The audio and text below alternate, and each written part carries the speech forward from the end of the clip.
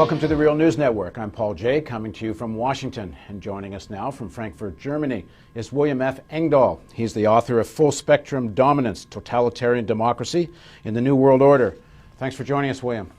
Thank you, Paul.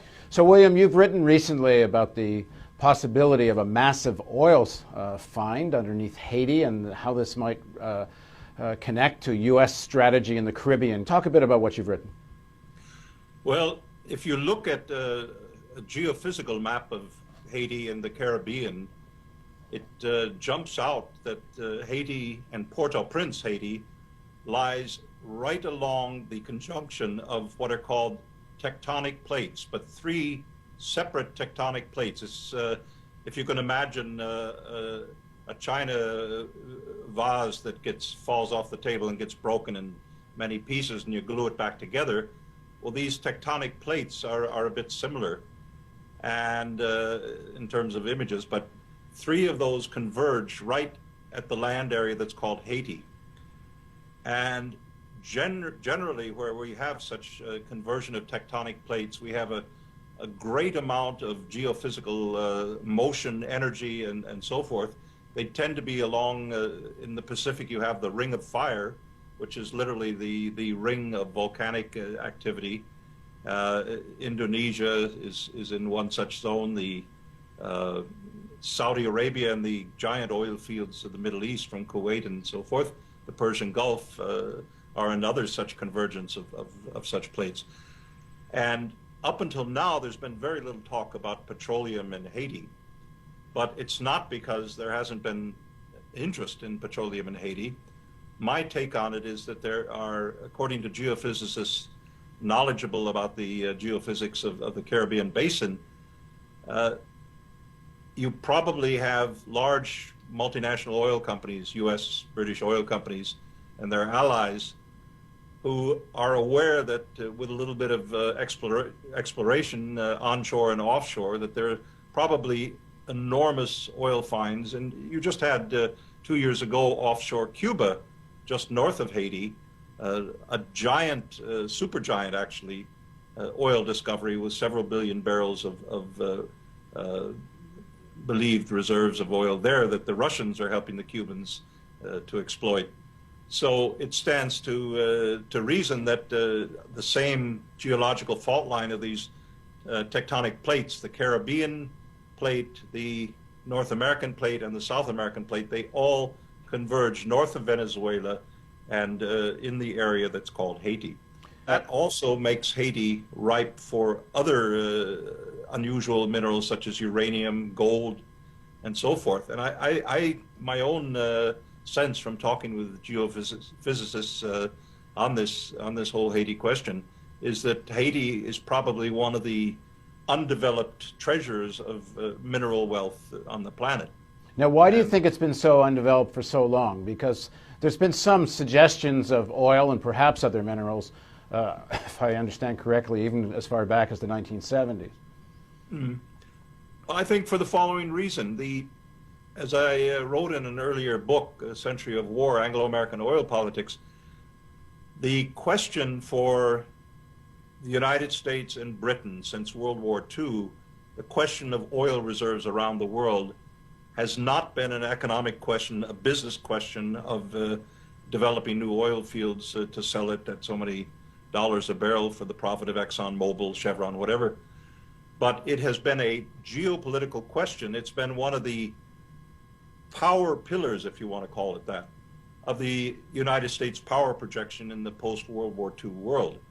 The United States, through its control of the Middle East oil supplies, especially Saudi, Kuwait, earlier control of Iran when the Shah was in power, that gave the United States an enormous weapon over the European economies, over the world economy actually, and over the Soviet Union during the Cold War era, because they had the power, by controlling the quantities of oil in the world market, to raise the price of oil at their behest, and also, as they did in 1986, to collapse the price of oil. Why has Haiti not been exploited? I think for the very reason the world is swimming in oil, and the U.S. Oil multinationals and the U.S. government that works intimately with them around the world wants to prevent that anyone else develops the oil resources of a place like Haiti. They're extremely unhappy, no doubt, about the discovery in Cuba. And I think they would like to keep this oil off the market as long as possible. Haiti, for them, is a stone's throw away, and they could develop it anytime they had need. But to keep it off the development market, I think, is their strategy. Strategic denial of those oil resources. Now, certainly while Aristide was in power, but even some of the Caribbean countries have pretty good relations with Venezuela, with Bolivia. Some of the CARICOM countries actually get cheap oil from Venezuela. So in terms of the geopolitics of the region, what would the significance be of Haitian oil, and how would that affect U.S. strategy in the region? Well, I think the answer to that depends on who's controlling the government of Haiti. And by all accounts, the prale government that's been essentially put into power with U.S. backing since they ousted Aristide in 2004 and put him into exile in South Africa, the government has been intimately tied to the five families, as they call it in Haiti, the little mafia that run Haiti. And these five families are like in Russia after the collapse of communism, like the oligarchs in Russia. They literally control the economy of Haiti like their own plantation. And the question is, who would control and for what purposes the oil resources?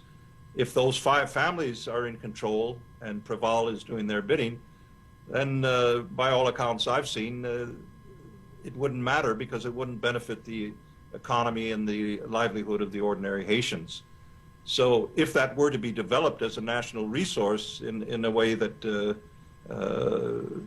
could benefit the overall economy of the Haitian people, then that would be a different question. So I think it's a question of who controls the politics of Haiti. Which must be somewhat in flux when you have this country in such chaos and all the normal infrastructures of the state in disarray, other than, I guess, the U.S. military is kind of taking up the role of the state, other than the private armies that work for these 5-6 families. So the real issue connected to oil is going to be, is this kind of tradition of popular politics in Haiti going to be able to assert itself, or do they get back to politics as usual?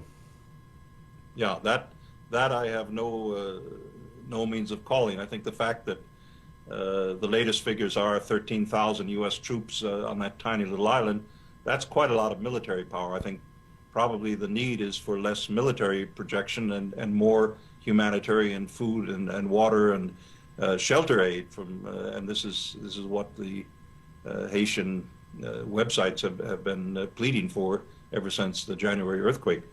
But I'm a little bit uneasy about the agenda of the Pentagon in Haiti with their overwhelming military presence. The Doctors Without Borders in Geneva protested immediately after the quake that their planes, their transport planes, were turned back from Haitian airports by U.S. soldiers who refused them landing rights, and they had emergency humanitarian aid. This wasn't some kind of Soviet Cold War era spy game. This was a humanitarian effort, and they protested quite loudly that the U.S. was hindering that. So it's unclear at this point what the U.S. agenda is for Haiti, but the signs and the fact that George W. Bush was appointed special envoy along with Bill Clinton as UN envoy gives one grounds for pause here, I think. Well, where George W. Bush seems to be, there usually is oil. Thanks very much for joining us, William. Thank you. And thank you for joining us on the Real News Network.